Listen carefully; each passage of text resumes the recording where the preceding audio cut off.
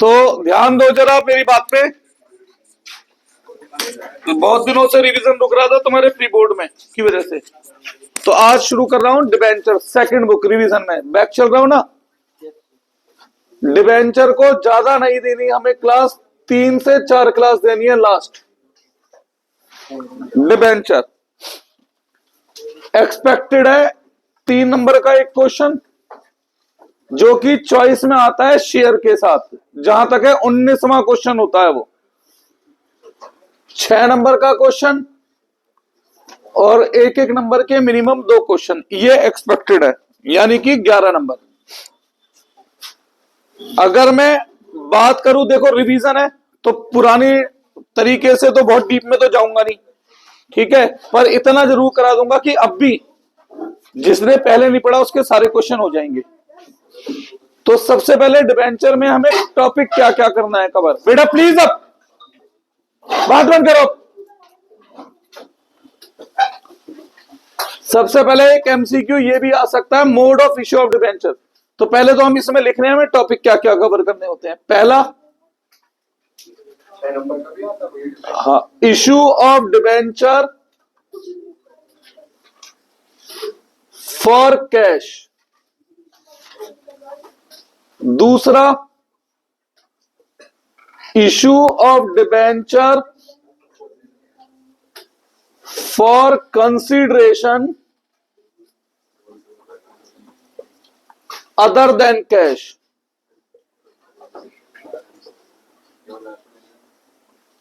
तीसरा, issue of debenture with term of redemption. चौथा topic है इसमें जो कवर करना है, issue of debenture as collateral security. पांचवा, डिस्काउंट या loss on issue of debenture write of.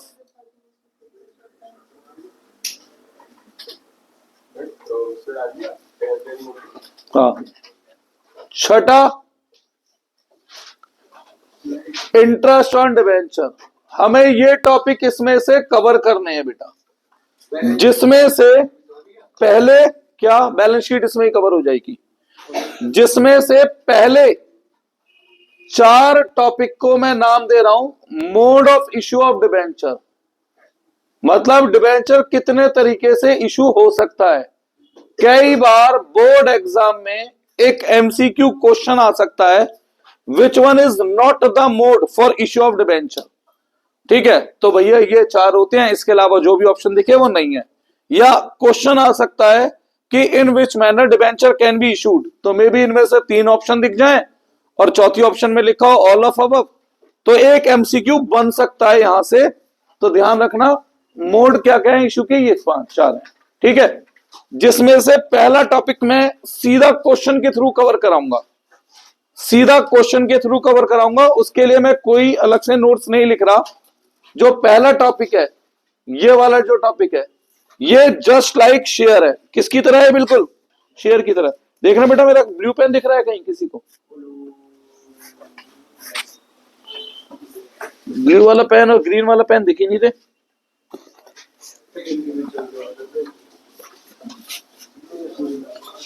नहीं दिख रहा? अरे यार, चलो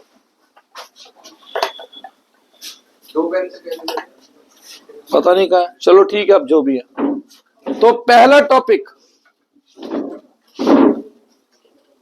issue of debenture for cash.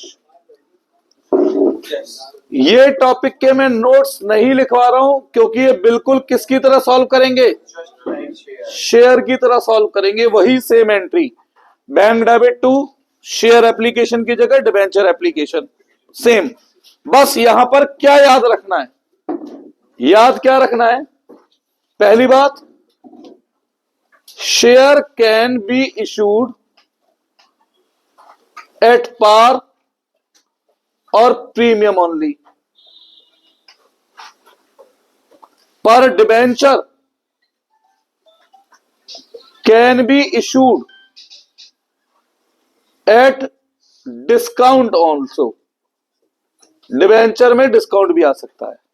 ठीक है, दूसरी बात क्या याद रखनी है, शेयर कैन बी फॉरफिटेड। क्या पता वन मार्कर में कोई इससे रिलेटेड क्वेश्चन ही बन जाए, है ना। Share can B forfeited but debenture can not be forfeited. तो डिबेंचर अगर फॉरफिट नहीं होंगे तो रीइश्यू का भी चक्कर नहीं है, सीआर का भी चक्कर नहीं है। बाकी सारी एंट्री किसकी तरह होंगी, शेयर की तरह। तो मैं इसको अलग से नहीं कवर कर रहा हूं, मैं टॉपिक कवर कर रहा हूं सेकंड। यहां से इसका 3 नंबर का क्वेश्चन मस्ट आएगा ही आएगा, और मैं क्वेश्चन भी बता रहा हूं 99% चांस है वो 19th क्वेश्चन होगा, 19वां। ठीक है, इसमें से 3 नंबर का क्वेश्चन आएगा ही आएगा। कौन सा होगा वो, 19वां। टॉपिक क्या है, issue of debenture for consideration other than cash. अब शाम को अभी फिलहाल जो पेपर मैं दे रहा हूं 1 तारीख से कराएंगे उससे। हाँ हाँ, आज कर ली, गर्ग वाले से नहीं की, उसी से करी थी मैंने, दोबारा फोन करा था। तो इसमें ए पॉइंट, इसे मैं 3 केसेस में बांट रहा हूं बेटा। पहला point, when debenture are issued to promoters, debenture किसे इशू कर रहा हूं, प्रोमोटर को। ठीक है, तो उस केस में जब भी डिबेंचर इशू करूंगा, डिबेंचर लायबिलिटी है, तो डिबेंचर तो क्रेडिट होना ही होना है। और याद रखो डिबेंचर के आगे हमेशा कौन सी वैल्यू आनी है, फेस वैल्यू आनी है। तो डिबेंचर तो क्रेडिट होना ही होना है। डेबिट में क्या आता है, डेबिट में यहां आ सकते हैं 3 नाम। ठीक है, इसके बेस पर भी एमसीक्यू बन जाता है। पहली प्रायोरिटी दे रहा हूं गुडविल को। किसे, गुडविल को। गुडविल ना दिखे आपको एमसीक्यू में तो प्रीलिमिनरी एक्सपेंस,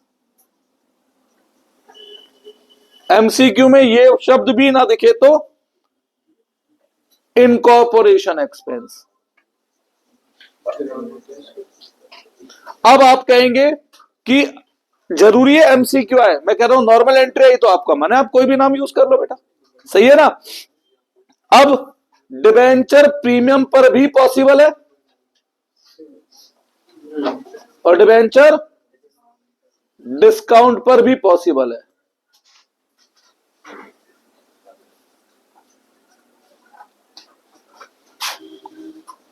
ठीक है, B case, when debenture are issued to underwriter, underwriter पता है कौन होते हैं बेटा, आप लोगों ने मिनिमम सब्सक्रिप्शन क्लॉज पढ़ा था। तो जब भी एक कंपनी अपने शेयर या शेयर इशू करे, डिबेंचर में भी होता है मिनिमम सब्सक्रिप्शन क्लॉज या 70% की लिमिट है। तो जब भी कोई कंपनी अपने शेयर या डिबेंचर इशू करे तो एक minimum specified percentage of share या debenture should be subscribe by the public. ठीक है, अगर उतने सब्सक्राइब नहीं करती पब्लिक तो इशू क्या कर दी जाएगी, कैंसिल कर दी जाएगी। तो अब कई बार होता है कि कंपनी को लगता है कि भाई हम शायद अपने दम पर लोगों को इतने शेयर के लिए सब्सक्राइब करने के लिए मजबूर ना कर पाए, तो ऐसे में हम लोग अपॉइंट करते हैं अंडरराइटर्स को। ये कोई बैंक भी हो सकता है, ये कोई इंस्टीट्यूशन भी हो सकता है, कोई बड़ा बिजनेसमैन भी हो सकता है, जो हमारे बिहाफ पर हमारी कंपनी के शेयर डिबेंचर बिकवाता है और बदले में हमसे लेता है कमीशन। क्या लेता है बदले में, कमीशन। तो सेम बात डिबेंचर जब भी इशू होगा तो क्या करना है? क्रेडिट। डिबेंचर के आगे यहां पर आपको डेबिट करना है किस शब्द को? अंडर राइटिंग कमीशन शब्द को, ना कि अंडर राइटर को। सेम बात, अगर डिबेंचर प्रीमियम पे है तो प्रीमियम क्रेडिट, और डिस्काउंट पे है तो discount debit. Discount on issue of debenture. यहां तक कोई डाउट है? सी केस मेन सबसे ज्यादा चांस इसी के हैं। पहले दो केस तो जर्नली बनमार्कर एमसीक्यू में यूज होते हैं, उनके बेस पे 3 नंबर का क्वेश्चन नॉर्मली आता नहीं है।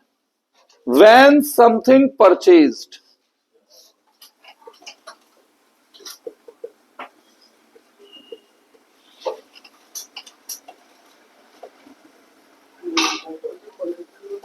जब भी हम कुछ खरीदें, कोलेटरल अभी कहां से आ गया? अभी तो सेकंड केस ही चल रहा है।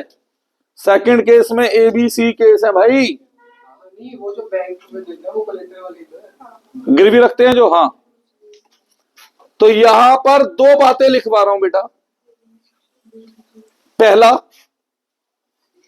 अगर एसिड खरीद रहा हूं, क्या खरीद रहा हूं?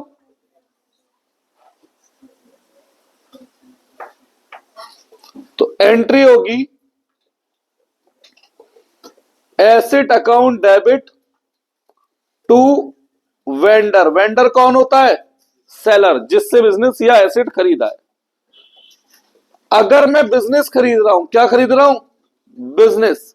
अब पहचान क्या है कि बिजनेस खरीद रहा हूं? भाई एसिड और लायबिलिटी दोनों मेरे पास आएंगे उसके। तो यहां फर्दर दो केसेस बता रहा हूं। If component of business is given, component of business का मतलब क्या है यहां पर? कि भाई उसमें कितने एसेट है, कितनी लायबिलिटी है, मतलब उसका ब्रेकअप बता रखा है। तो एंट्री होती है asset account debit to liability account to vendor. अब यहां पर अमाउंट में लिखना क्या क्या है या कैसे कैसे लिखना है? यहां पर जो वैल्यू आती है बेटा वो आती है एग्रीड वैल्यू। कौन सी वैल्यू? हो सकता है क्वेश्चन में दो वैल्यू गिवन हो, तो आपको किससे मतलब है? लायबिलिटी में भी एग्रीड वैल्यू, और वेंडर में आता है परचेज कंसिडरेशन, जितने में हमने बिजनेस खरीदा। अगर कोई बैलेंस बचे, इसके ऊपर भी क्वेश्चन आ सकता है, ठीक है? तो बैलेंस अगर बचता है नीचे तो उसे क्या कहते हैं? Capital reserve. इसके ऊपर भी क्वेश्चन बन सकता है। और ऊपर बैलेंस बचे तो गुडविल। बेसिकली मैं आपको यहां पे बताना चाहता हूं, एसिड माइनस लायबिलिटी का मतलब होता है net asset value of the business या net worth of the business. सही है? अब नेट वर्थ को हम कंपेयर करते हैं परचेज का। चलो मैं लिख ही दूंगा, ये बात अलग से लिख दूंगा। इसका दूसरा case, if component of business is not given, if component of business is, तो एंट्री करनी है हमें business purchase account debit to vendor. तो क्या एंट्री करनी है? Business purchase account debit to vendor, और अमाउंट पीसी का, पीसी का। ठीक है? भैया मैं परचेज कंसिडरेशन सही ना रखी, क्या? तो बेटा फिर बैलेंस निकलेगी, या फिर मैं क्वेश्चन के थ्रू दिखाऊंगा कैसे सोचनी है ना? ये हो गया हमारा स्टेप 1। यहां पर क्या हो गया है? Step 1। Step 2, if any amount paid through cash, cheque, cheque की जगह ड्राफ्ट भी लिखा हो तो बात चेक की तरह है वो, या बिल। तो एंट्री क्या बनेगी यहां पर फिर? पेमेंट करने पर लायबिलिटी कम होती है ना, vendor account debit to, cash है तो कैश, चेक है तो बैंक, और बिल वगैरह एक्सेप्ट हो रहा है तो बिल्स पेबल। देखो यहां तक।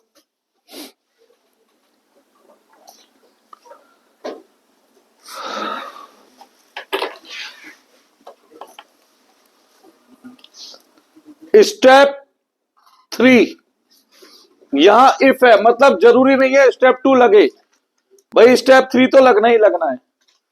अब हम वेंडर को एज ए पेमेंट बचे हुए अमाउंट के लिए क्या दे रहे हैं?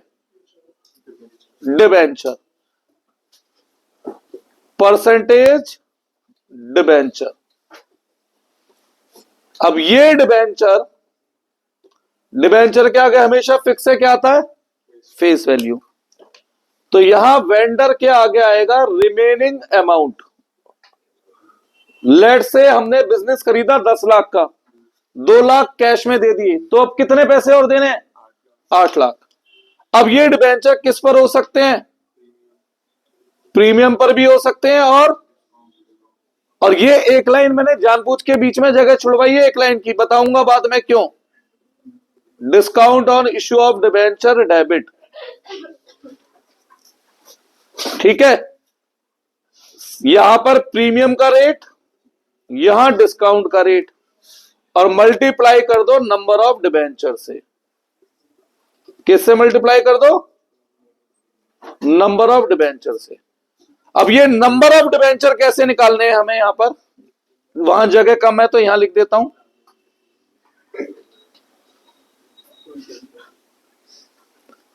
जितना भी पैसा वेंडर को देना है, amount to be paid to vendor, उसे डिवाइड करो किससे? इशू प्राइस ऑफ डिबेंचर से। किससे डिवाइड करो?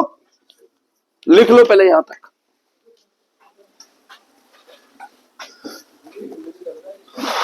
आज मैं बहुत सारे नोट्स ही कवर कराऊंगा, क्वेश्चन मैं अगली क्लास में कराऊंगा एक साथ 4 5 6, यानी कल सुबह। कल स्कूल है फिर नहीं, आराम का नहीं है वो, तो स्कूल के चक्कर में करा था, मेरा शेड्यूल आगे का पकड़ा हुआ है। हाँ बता दूंगा अभी, अभी स्कूल ही 12 तक बंद है ना। 12 तक है। जल्दी नोट करो। अब देखो इसमें से अगर शॉर्ट क्वेश्चन आ जाए तो वो क्या क्या पूछ सकता है वो भी बताना है ना मुझे। मैं आज नोट्स पे ही ध्यान दे रहा हूं भैया, मैंने कहा ना मैं एक लाइन छुड़वा के चल रहा हूं, एक ही साथ लिखवा दूंगा मैं आज के एंड में वो वाली लाइन।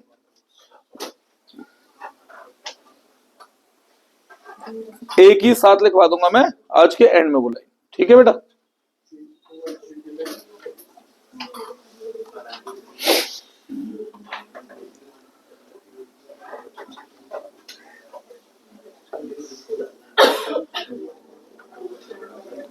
टीका उल्टा हो गया तेरा, ऊपर के नीचे आ गया।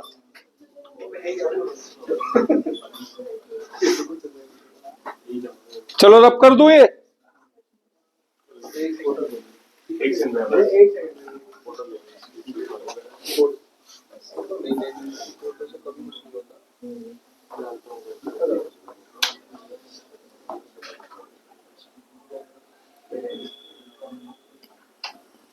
देखो या मैं चलो लिख भी देता हूं, छोड़ो। ये वाला जो टॉपिक है इशू ऑफ डिबेंचर कहां गया? डिस्काउंट। और ये एक बात याद रखना बेटा, पूरे चैप्टर में अगर डिबेंचर कभी भी फ्यूचर में प्रीमियम पर रिडीम होना है, पूरे चैप्टर में, तो ये सिचुएशन यहां पे ही नहीं इन जगहों पर भी एप्लीकेबल हो रही है, ठीक है, ऊपर देखो मैं यहां पे भी एक लाइन छोड़ के चल रहा था। तो पूरे चैप्टर में अगर डिबेंचर फ्यूचर में प्रीमियम पे रिडीम होना है तो हम यहां पर अप्लाई करेंगे प्रूडेंस कॉन्सेप्ट। हो सकता है 1 मार्कर में ये क्वेश्चन भी आ जाए कि प्रीमियम ऑन रिडेम्पशन को हम लॉस क्यों मानते हैं, बिकॉज ऑफ प्रूडेंस कॉन्सेप्ट या कंजर्वेटिव अप्रोच।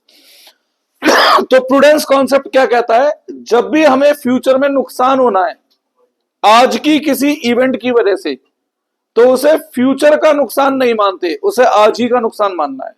तो अगर हमें फ्यूचर में डिबेंचर रिडीम करने हैं प्रीमियम पर, तो याद रखना हमेशा डेबिट में मुझे क्या लिखना है, loss on issue of debenture, और इसके अपोजिट क्रेडिट में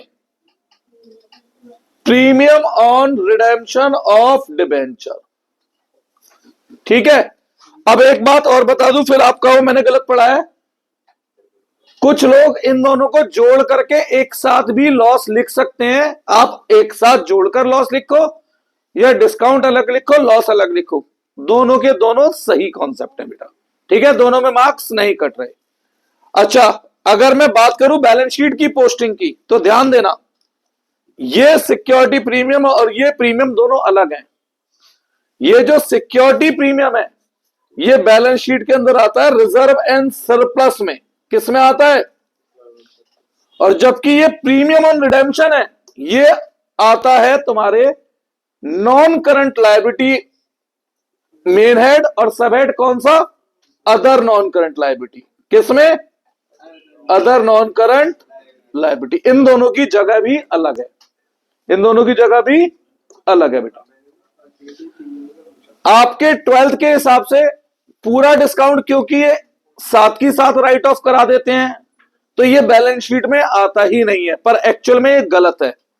ठीक है, एक्चुअल में ये फिक्टिशियस एसेट्स की तरह ट्रीट होंगे दोनों। किसकी तरह, पर 12th लेवल पे आप लोगों को क्या सिखाया जा रहा है कि सारा डिस्काउंट और लॉस एक ही साल में राइट ऑफ कर दो, तो इस वजह से ये बैलेंस शीट में आते ही नहीं है। वेंडर की पेमेंट हो गई तो ये बैलेंस शीट में आएगा ही नहीं, और डिबेंचर तो आता ही है किसमें, नॉन करंट लायबिलिटी में, किसमें, लॉन्ग टर्म बोरोइंग में। ये सारी बातें मैं क्या ध्यान में रख के बता रहा हूं, 1 मार्कर एमसीक्यू, ये वाली बातें 1 मार्कर एमसीक्यू में। कुछ पूछना है यहां तक, रब कर दूं ये बोर्ड, ठीक है। तो ध्यान देना अब आगे, अभी तक मैंने जितना पढ़ाया उसके बेस पर कुछ 1 मार्कर और जो बन सकते हैं, जो मैंने अभी तक यहां नहीं लिखे, वो क्या क्या बन सकते हैं। सबसे पहली बात बेटा, जब भी हम किसी का बिजनेस एक्वायर करते हैं तो क्या क्या लेते हैं उससे, एसेट और लायबिलिटी। तो एसेट माइनस लायबिलिटी, इसे हम कहते हैं नेट एसेट वैल्यू या नेट वर्थ ऑफ बिजनेस। क्या कहते हैं इसे, नेट एसेट वैल्यू या नेट वर्थ। अब ऐसे क्यों बता रहा हूं मैं, जैसे कि पिछले साल बोर्ड में बैलेंस शीट का क्वेश्चन बैलेंस शीट बनाने को ना लेकर के 1 मार्कर एमसीक्यू के रूप में दे दिए 6 पॉइंट। क्या पता इस साल और ज्यादा क्वेश्चन कुछ ऐसे आ जाएं कि जिसमें सॉल्यूशन करने की जगह हमसे 3 एमसीक्यू पूछ लें, 4 एमसीक्यू पूछ लें, है ना। तो उस बात को ध्यान में रखते हुए बता रहा हूं, एसेट माइनस लायबिलिटी क्या होती है, नेट एसेट वैल्यू। अब इस नेट एसेट वैल्यू का हम कंपैरिजन करते हैं परचेज कंसिडरेशन से।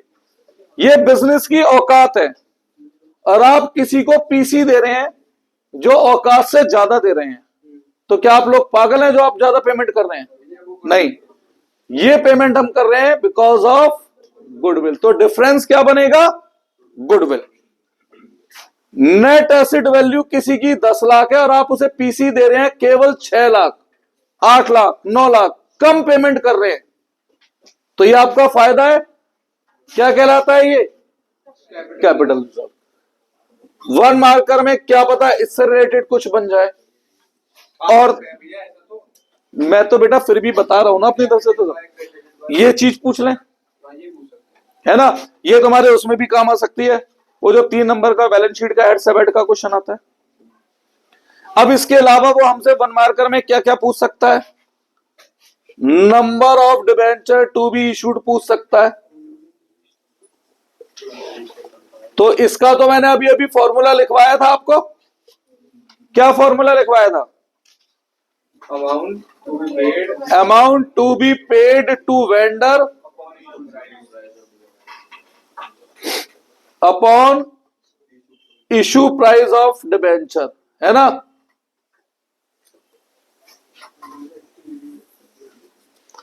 इसमें आपसे वो ये भी पूछ सकता है, डिबेंचर अकाउंट क्रेडिटेड,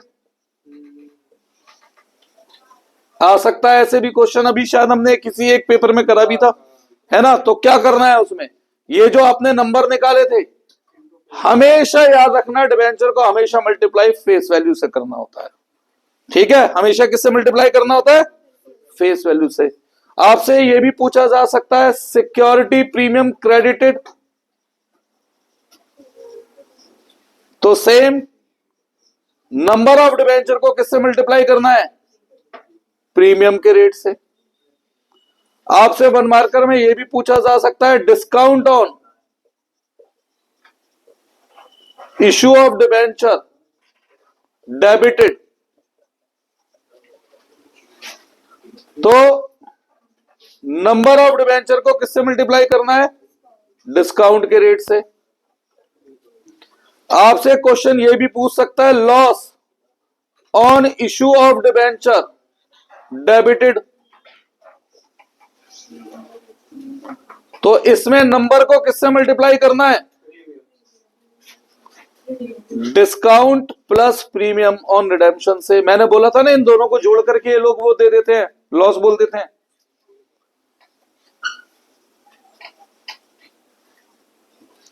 ठीक है, ये वन मार्कर क्वेश्चन भी बन सकते हैं इस टॉपिक से। और जो वन मार्कर थ्योरेटिकली थे वो मैंने एंट्री में कवर कर दिए। जैसे वो तुम्हारा क्या नाम है, अगर प्रमोटर को डिबेंचर देते हैं तो कौन सा अकाउंट डेबिट होगा? पहली प्रायोरिटी, गुडविल ना दिखे तो, और वो भी ना दिखे तो, और तीनों दिखे तो एनी ऑफ अबव। ठीक है ना, लिखो। तो जैसे बोर्ड के हिसाब से तो लॉस में डिस्काउंट प्रीमियम तो बेटा बोर्ड में दो आंसर आते हैं, ऑल्टरनेट, लॉस वाले भी और डिस्काउंट प्लस लॉस को अलग करके भी एंट्री में अगर आता है तो। नहीं एमसीक्यू में आप दोनों को कंप्लीट लॉस मान लेना, दोनों मिला के। हाँ हमने वो लिख दिया बस, दिस लॉस का जो रिडीम करने के बाद हुआ है तो वहां पे नंबर काट सकते हैं एमसीक्यू में, क्योंकि वो नहीं होता ना उनके पास। अगर रीजन देते हैं तो एमसीक्यू में रीजन पढ़ते कहाँ है, वो तो अब टीचर की अपनी में वो है मर्जी। अब तीसरा टॉपिक और आज नोट समझा रहा हूं, और अगली क्लास में मैं केवल इन टॉपिक्स के रिलेटेड क्वेश्चन कराऊंगा। कल हो सकता है कल की क्लास 1.5 घंटे हो जाए, आज ही करा दो ना नोट सारे। देखते हैं, बहुत सारी लिमिट। हाँ चल, सारे एक टॉपिक छोड़ के आज बाकी करा दूंगा। या एक टॉपिक के सारे करा दो आज, कोई बात ये खुल रहा हूं।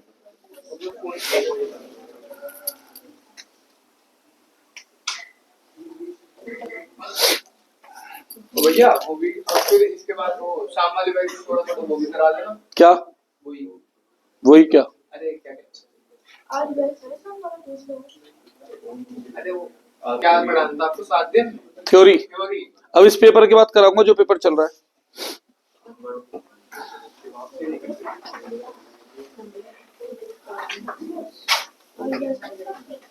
कर दो ना।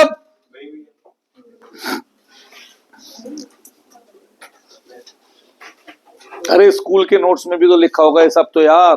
हाँ ये हो गया, स्कूल के नोट्स नहीं होते। कॉपी नहीं है। बहुत बढ़िया। तो कुछ काम ही नहीं रखा उसमें। पूरे साल क्या करते हो स्कूल में फिर? वो पैसे लेते हैं, हम बैठ के बातें करके आ जाते हैं। ये चीजें जो है ना, मैं इस बात को भी ध्यान में रख रहा हूँ, सीयूटी में भी हमारी हेल्प करने वाली है सब। ये पेपर तो आसान नहीं होता सीयूटी का, आता हो तो। अच्छा एक बात बता, पेपर आसान होता है? अब बच्चे होते हैं 10 लाख, सीट होती है 10,000 कॉमर्स में, तो रिजल्ट कितना परसेंट हुआ? 1% फिर वो तो सीट कम है, नहीं तो वैसे पेपर इतना मुश्किल आता नहीं। तो तुम्हें तो उस मुश्किल पेपर में भी और ज्यादा एक्सपेक्टेड तुम्हारे कम से कम गलतियां सोचना पड़ेगा ना।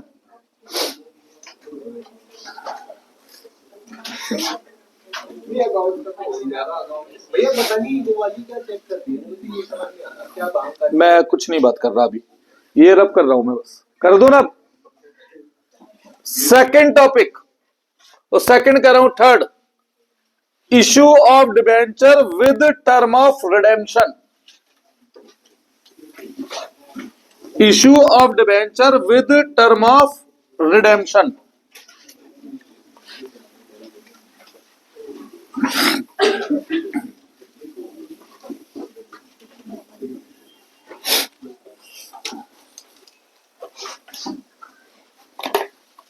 अब ब्लैक पेन भी गायब, अरे भैया वो क्या रहा यार आज? क्या पता चल जाएगी ले लेंगे। नहीं यार, घर पे तो नहीं लेके गया मैं। Issue of debenture with term of redemption, अगर किस्मत अच्छी हुई तो इसी का टॉपिक 6 नंबर में मिल जाएगा। अब बोर्ड में कई बार बच्चों की किस्मत अच्छी होती है, मतलब कई बार मिल जाता है इसका टॉपिक का क्वेश्चन। अब डिबेंचर इशू कर रहा हूं, क्या ध्यान में रखते हुए कि उन्हें रिडीम किस बेस पे करना है। अब बेसिकली ये प्रूडेंस कॉन्सेप्ट के ऊपर ही तो बेस्ड है। अगर रिडीम करना है फ्यूचर में प्रीमियम पे, दैट मींस फ्यूचर में प्रीमियम में कोई नुकसान होना है तो उसे कब का नुकसान मानना है, और फ्यूचर में कोई फायदा होना है तो जब होगा तब सोचेंगे, आज खुशी मत मनाओ उसकी, ठीक है। तो इसमें 2 एंट्री होती है मेनली। पहली, bank account debit to debenture application and allotment account, ठीक है। Bank account debit to debenture application and allotment account. आता क्या है यहां पर? यहां पर आता है इशू प्राइस। क्या आता है? Issue price into number, into number. और सेकेंड एंट्री है debenture application and allotment account debit to जितने भी परसेंटेज डिबेंचर लिखा हो वो डिबेंचर। अब यहां पर मैंने क्या बताया, क्या आएगा? इशू प्राइस, और यहां पर फेस वैल्यू। अब अगर जाहिर सी बात है कि फेस वैल्यू कम है, इशू प्राइस ज्यादा है, तो बैलेंस नीचे बच रहा होगा, तो वो क्या कहलाता है? Security premium. और बैलेंस ऊपर बच रहा हो, discount on issue of debenture. मैं डिस्काउंट और लॉस इसलिए भी अलग लिखवाता हूं कि 1 मार्कर एमसीक्यू आते हैं कई बार बेटा, जिसमें वो हमें डिस्काउंट या लॉस की उसकी परसेंटेज पूछता है, प्रीमियम या कुछ की, तो वो हेल्प मिल जाती है इसमें हमें, ठीक है। यहां क्या आ गया? Discount rate into number. अब जब भी मुझे आज की किसी घटना की वजह से फ्यूचर में नुकसान होना हो तो उस नुकसान को आज ही नुकसान मानना है, तो इसमें हम जोड़ देते हैं क्या? अगर फ्यूचर में नुकसान कब होगा? 100 वाला डिबेंचर फ्यूचर में 100 रुपए ही लौटाऊंगा, नुकसान है। 100 वाले डिबेंचर के फ्यूचर में 90 रुपए लौटाने हैं, नुकसान है। 100 वाले डिबेंचर के फ्यूचर में 110 रुपए लौटाने हैं, नुकसान है।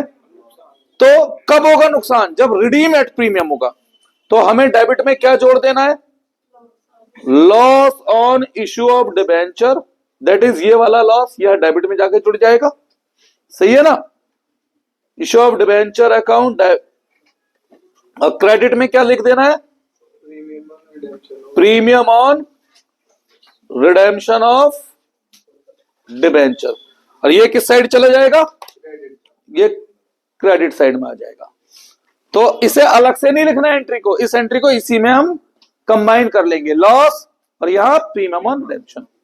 जब भी फ्यूचर में कोई नुकसान होना है उसे आज का नुकसान मान रहा हूं, आज क्या कर रहा हूं, डिबेंचर इश्यू कर रहा हूं, तो फ्यूचर के प्रीमियम को आज मैं नाम दे रहा हूं loss on issue of debenture, और क्योंकि ये पैसा फ्यूचर में वापस लौटाना है तो लायबिलिटी क्रिएट कर रहा हूं क्रेडिट। सही है, लिखो इतना।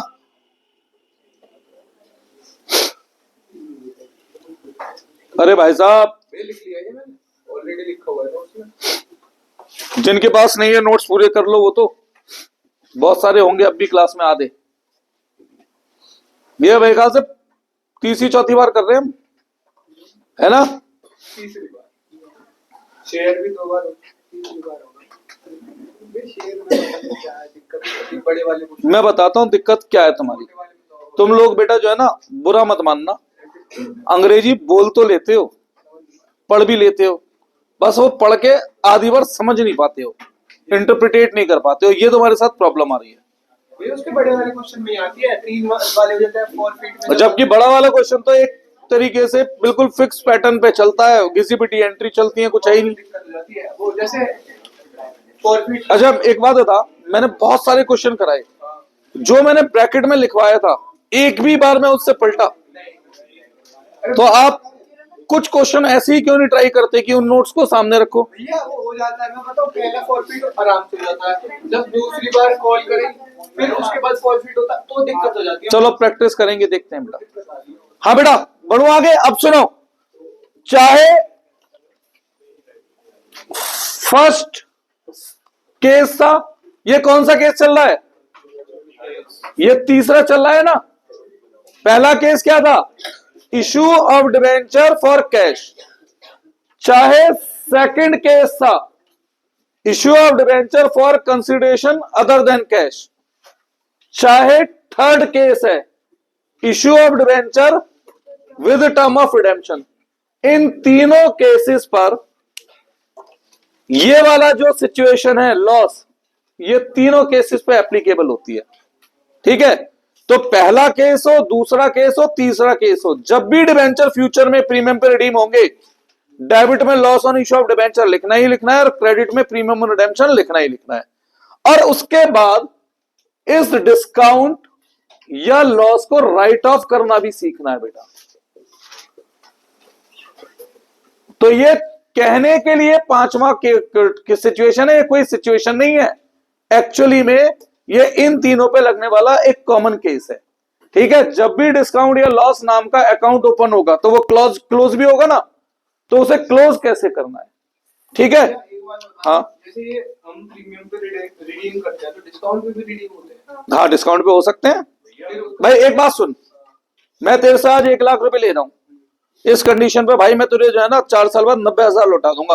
अब तू कह रहा है चल कोई बात नहीं, तू मेरा छोटा भाई ये ले जा, ठीक है, कानून का क्या जाता है इसमें, कानून का कुछ नहीं जाता ना। तो लॉ के अनुसार redemption of debenture at discount prohibited नहीं है।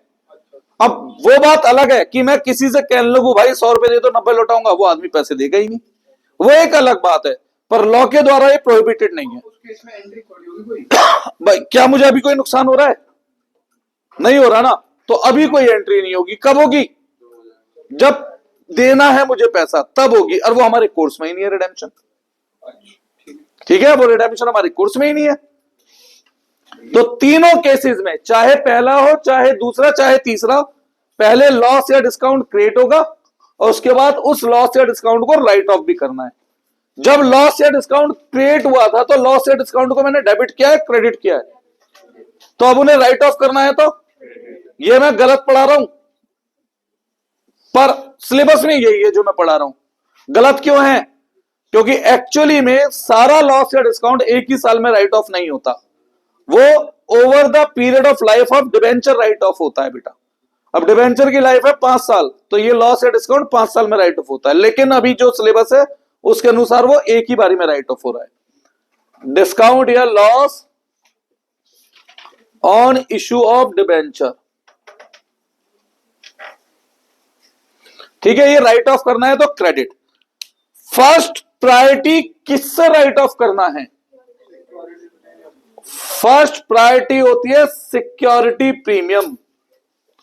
तो पहली प्रायोरिटी है, अगर हमारे पास सिक्योरिटी प्रीमियम में पैसा है तो उससे राइट ऑफ करो। Second priority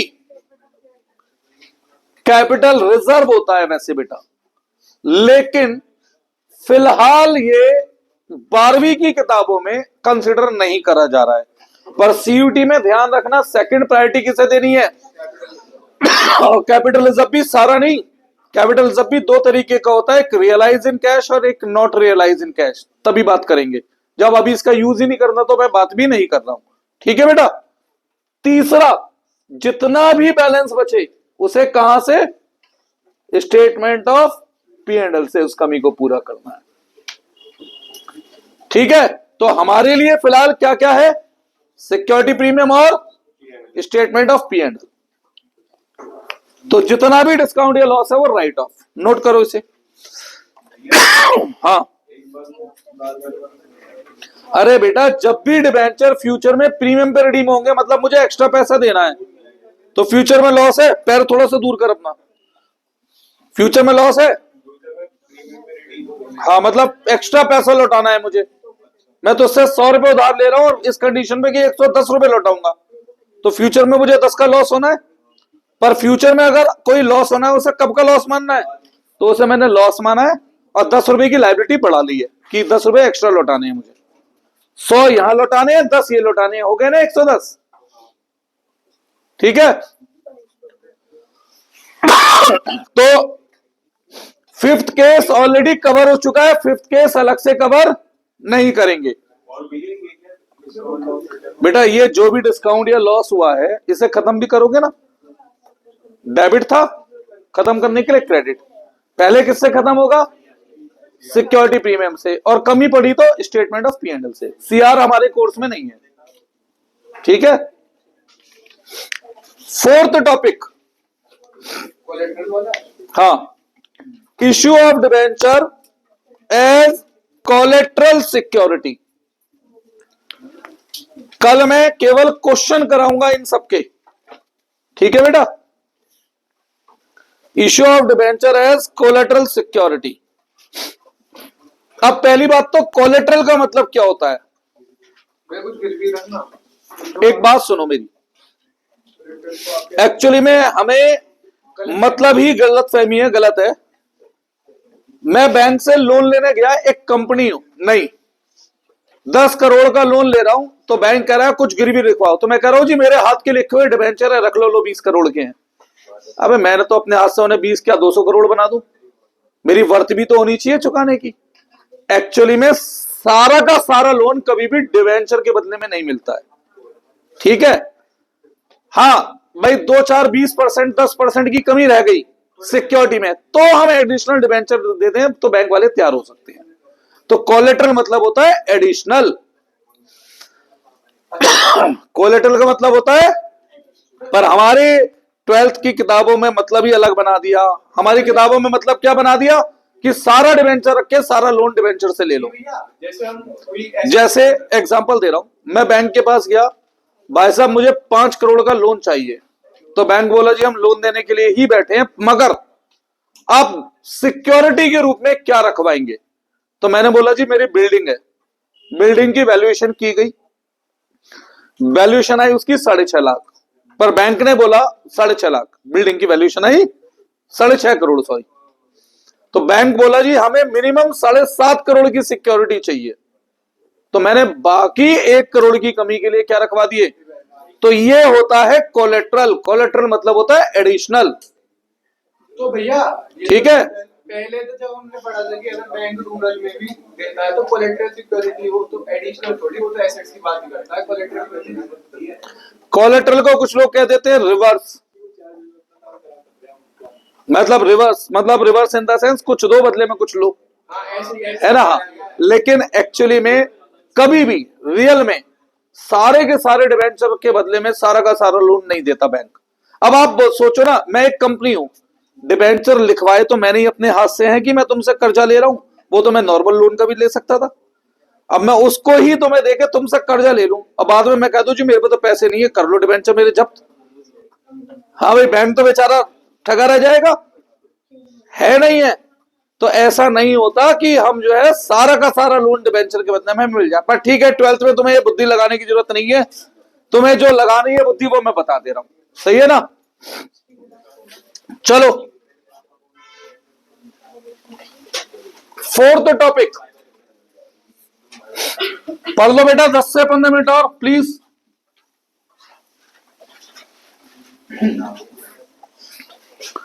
issue of debenture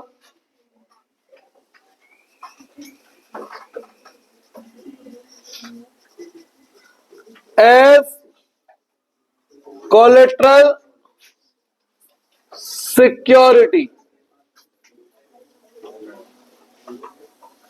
ठीक है, issue of debenture as collateral security. तो अब कोलेट्रल सिक्योरिटी के केस में क्वेश्चन 2 शब्द का हो, 2 लाइन का हो या 2 पेज का हो, हमारे काम के केवल 2 शब्द है, हमारे काम के केवल 2 शब्द है। पहला, लोन कितने का लिया,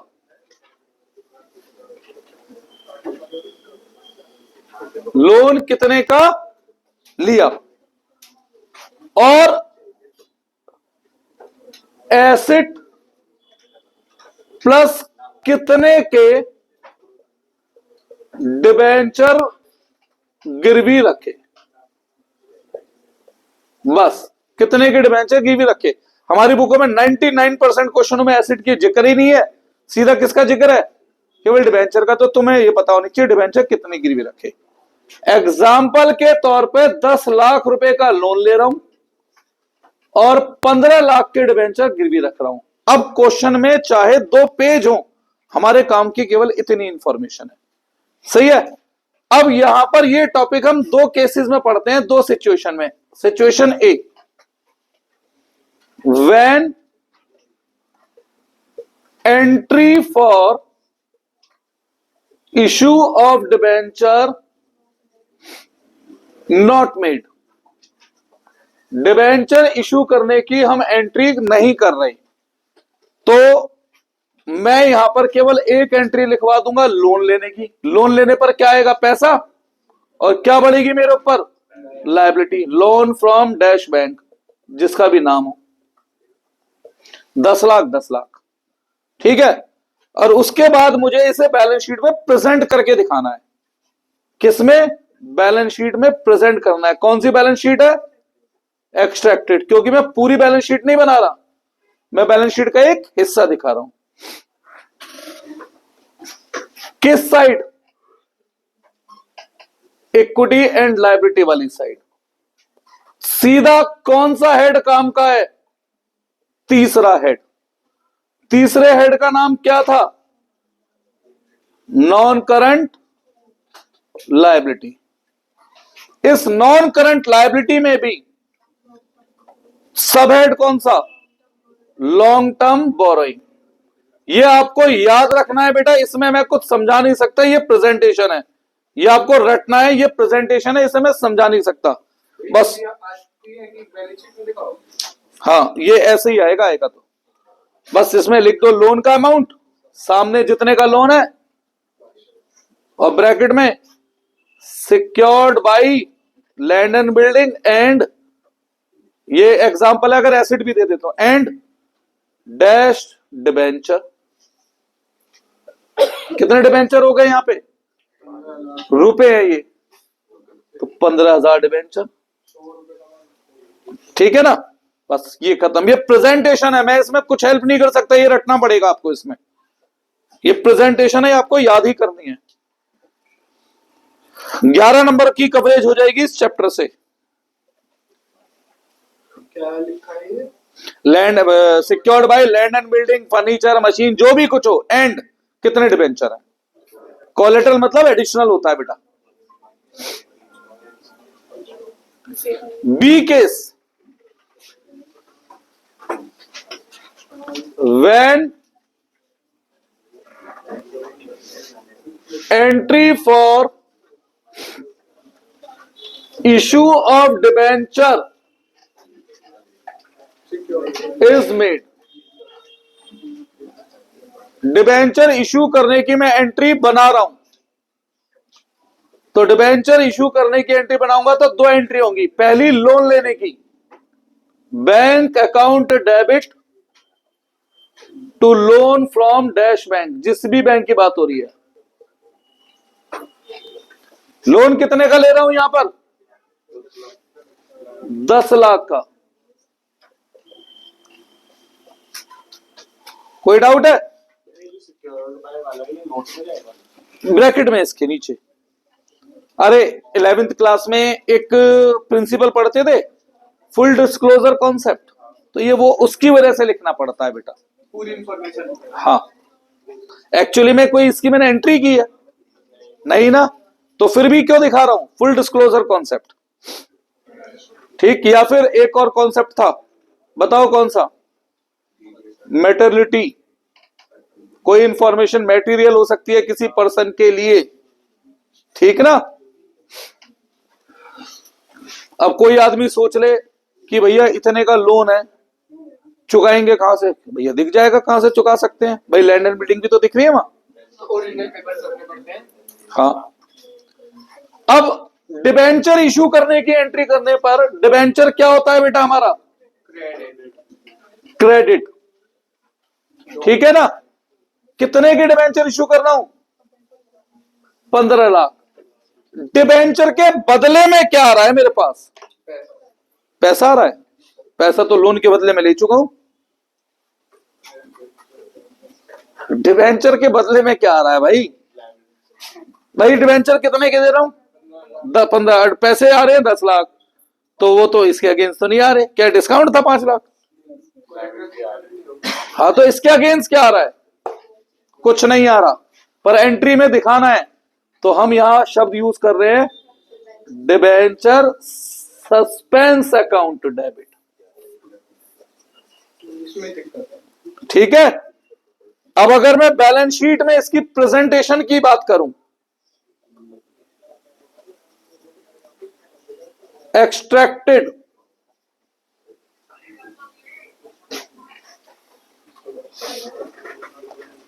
साइड का नाम equity and liability,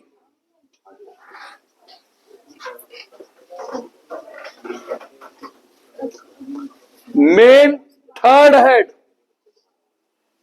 non current liability, a sub head long term borrowing,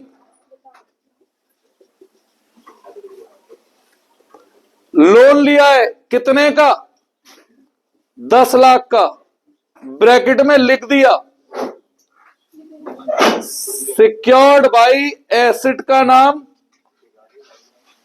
and 15,000 debenture. ये तो हो गई बात कॉमन। अच्छा, क्या मैंने यहां बैलेंस शीट में डिबेंचर दिखाए थे? क्यों नहीं दिखाए थे? डिबेंचर की कोई एंट्री नहीं बनी थी, तो अकाउंट ही ओपन नहीं हुआ था, तो दिखाता कैसे? क्या यहां डिबेंचर का अकाउंट ओपन हुआ है? तो डिबेंचर दिखाना पड़ेगा। दिखा दो डिबेंचर। कितने के डिबेंचर हैं? पर एक बात बताओ, क्या एक्चुअल में ये मेरी लायबिलिटी है, ये मेरी लायबिलिटी है? तो ये मेरी लायबिलिटी नहीं है, तो लायबिलिटी में दिखा कैसे तुम्हें? भाई सोचने की बात है ना। 25 लाख की लायबिलिटी बना दो 10 की जगह। तो बेटा ये जो अकाउंट ओपन किया था ना, ये डिबेंचर सस्पेंस यहीं से माइनस करके, तो एक तरीके से डिस्क्लोज भी हो गया और हमारे ऊपर लायबिलिटी भी क्रिएट नहीं हुई। सही है, डिस्क्लोज भी हुआ। हाँ, अगली क्लास में मैं केवल यहां तक के टॉपिक्स के मिक्स क्वेश्चन, सेपरेट क्वेश्चन, कैसे भी क्वेश्चन करा सकता हूं। ये एक और भी तो बचा है। वो अभी नहीं, वो अलग से, वो नेक्स्ट से नेक्स्ट में। कुछ ना लिखा हो तो आपका मन है कोई सा भी कर जाना। और उसने दोनों केस मांगे तो दोनों, ठीक है। अब इसमें एक बात आपको ध्यान रखनी है, क्या? when debenture are issued as collateral security, then no interest will be paid on such debenture. इन डिबेंचर पे हमें कोई इंटरेस्ट नहीं देना है। क्यों नहीं देना है? अरे भैया, डिबेंचर के तुम मालिक नहीं हो, हमने तुमसे जो लोन लिया उसका ब्याज देंगे। डिबेंचर तो हमने केवल तुम्हारे पास एज ए सिक्योरिटी रखवाए हैं। सही है? क्लियर है? और ध्यान देना, मैं हर बार डिबेंचर के साथ परसेंटेज मत लिखता था, या मैंने जानबूझ करके स्किप किया इस बात को। In such case interest will be allowed on amount of loan. तो इंटरेस्ट लोन के अमाउंट पे देना है, डिबेंचर पे नहीं देना है। आज के नोट्स मेरी तरफ से खत्म, और अगली क्लास में मैं जितना मैंने अब तक लिखवाया इसके बेस पे क्वेश्चन कराऊंगा। हो सकता है क्लास थोड़ी सी लंबी भी हो जाए। भैया टाइम क्या है कल का? कल का टाइम सुबह 9:30 बजे या 9 बजे। 9:30। 9:30 सही है। ठीक है, आप 9 निकल जाना, 9:30 तक आ ही जाओगे। ठीक है। हम भी